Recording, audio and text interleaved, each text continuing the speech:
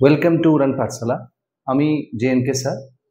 আজকে যে বিষয়টা পড়াবো সেটা হচ্ছে West Bengal police and Kolkata পুলিশের যে প্র্যাকটিস সেটগুলো আমরা প্রিভিয়াস ক্লাসেসও করিয়েছিলাম, সেই সেটগুলোই করাবো। আজকে প্র্যাকটিস সেট 6, একদম সরাসরি ক্লাসে চলে আসছি। ফার্স্ট কোয়েশ্চেনে দিয়ে আসি, fill in the blanks with the appropriate word. অর্থাৎ এই যে কোয়েশ্চেনটা আছে এটা হচ্ছে একটা আর্টিকুলেট কোয়েশ্চেন। ড্যাশ, এটা একটা নাম, তাই তো? এটা এর নাম, প্লেনের নাম একটা। তো যেহেতু দেখো কোথাকার পার্টিকুলার একটা নাম করা হচ্ছে বলছি, যখন আমরা এটাকে স্পেসিফিক করেই বলছি, সেই কারণে এখানে আমরা আর্টিকেল এ ইউজ করতে পারবো না, অ্যান্ড তো হওয়ার কোনো প্রশ্নই ওঠে না, আর ওয়ানটা আর্টিকেলের মধ্যে পড়ে না। সেই কারণে এখানে একমাত্র অপশন যেটা ইউজ করবো সেটা হচ্ছে দ্য। ঠিক আছে, the Boeing 474 landed in Dumdum air strip. কেমন? নেক্সট কোয়েশ্চেন, যেহেতু এটাকে স্পেসিফাই করে বলা হয়েছে, স্পেসিফিক, সেই জন্য আমরা দ্য ইউজ করলাম। নেক্সট কোয়েশ্চেন দেখো, this is appropriate preposition. I rest dash your promise. এখানে দেখো তোমার দুটো অপশন, প্রবাবল অপশন, একটা হচ্ছে অন, একটা হচ্ছে আপন। কিন্তু এখানে মোস্ট অ্যাপ্রোপ্রিয়েট অপশন যেটা আনসার, সেটা হচ্ছে রেস্ট অন বলবো না, রেস্ট আপন বলবো।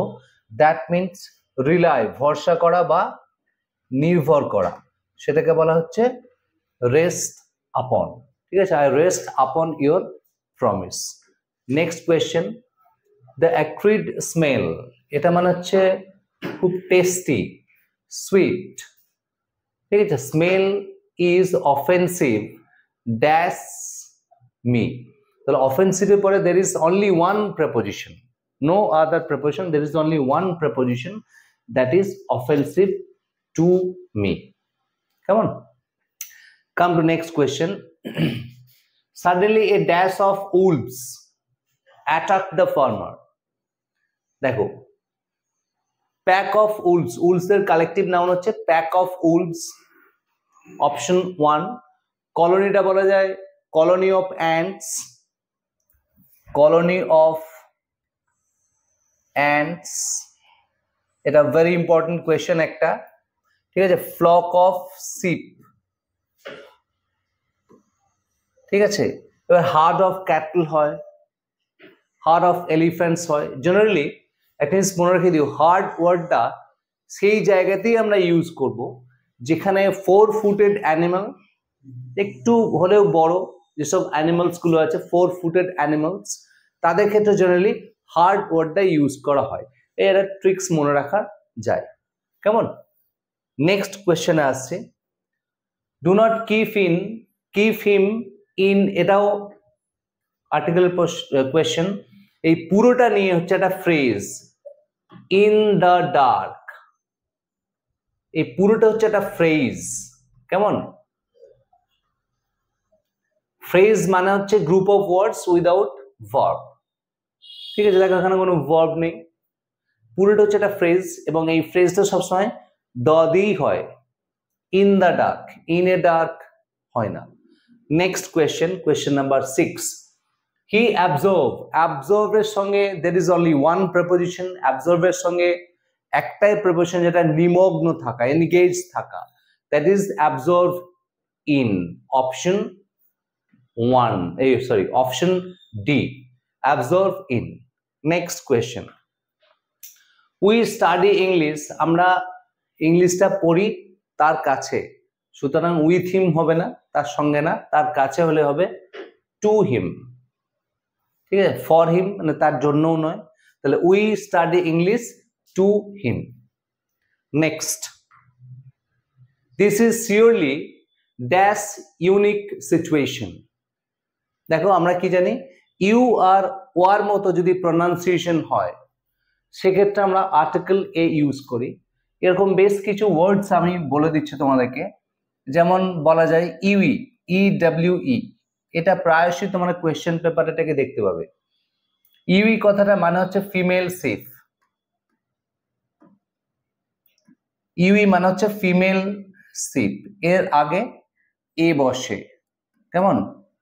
আর কার আগে বসে না? Unique,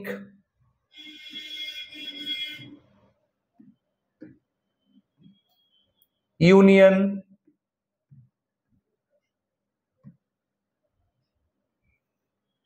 university,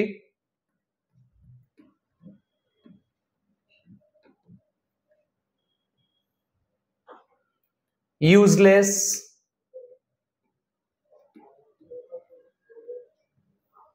useful, European,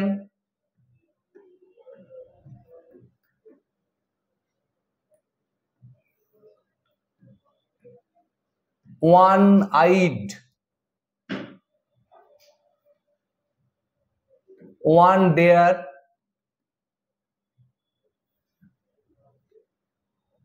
one dare, one act, তাতে এটসেট্রা।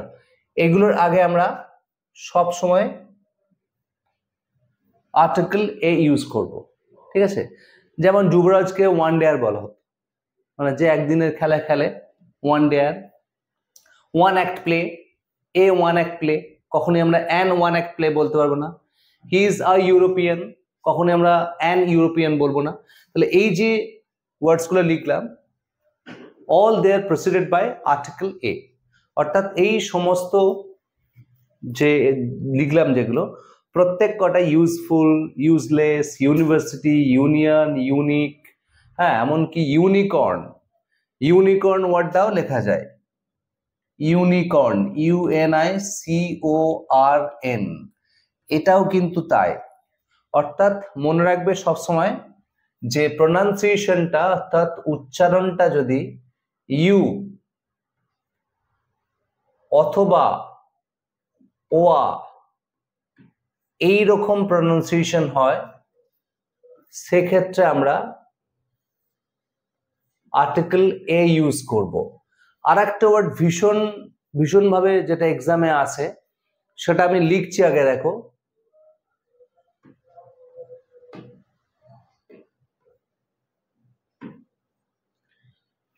প্রত্যেকের এটা মনে হতে পারে আনঅ্যানিমাস।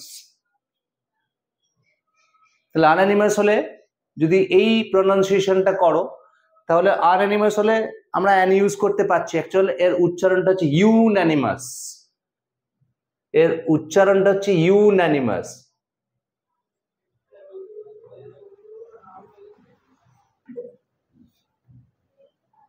তাহলে যখন আমরা ইউ পাচ্ছি, তাহলে ডেফিনেটলি তার আগে এ ইউজ করব, কেমন?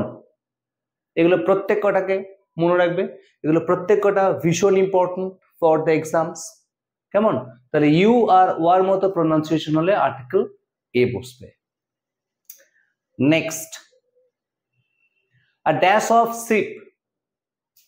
দেখো কিছুক্ষণ আগের কোয়েশ্চেনই ছিল, আনসারটা হচ্ছে flock of sheep, pack of Wolves,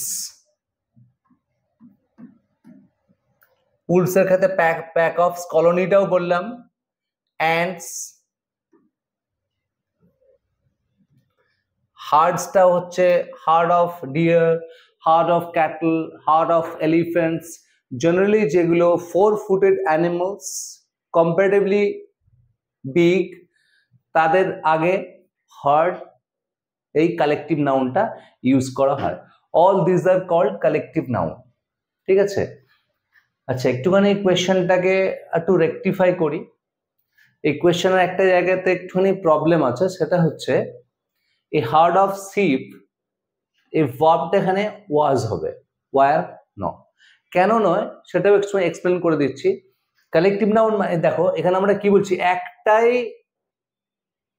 A hard যদি বলি বা যাই বলো না কেন, সেটা একটা অনলি ওয়ান বোঝাচ্ছে তো, তাই তো?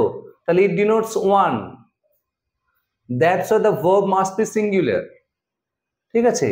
কিন্তু এই নাউনটা হয় প্লুরাল, এ বা অ্যান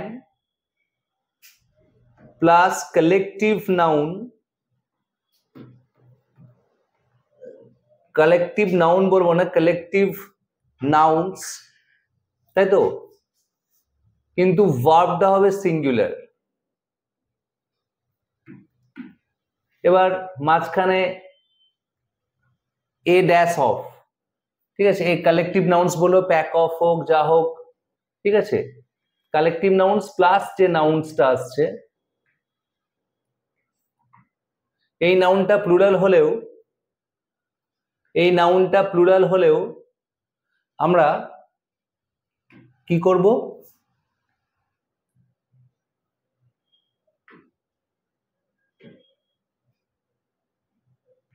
এখানে কালেকটিভ নাউন প্লাস নাউন্স, এই নাউনটা প্লুরাল হলেও ভার্বটা কিন্তু আমরা সিঙ্গুলারলি লিখবো, যেহেতু all the denotes singular one, যেহেতু একটাই বোঝাচ্ছে। নেক্সট কোয়েশ্চেনে আসি, get rid dash bad company. ঠিক আছে, মানে ব্যাড কোম্পানি ত্যাগ করার কথা বলছে।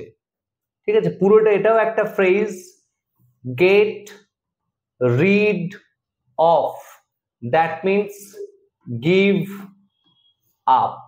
ঠিক আছে, get rid of bad company means give up bad company. ঠিক আছে, thank you very much, stay with us.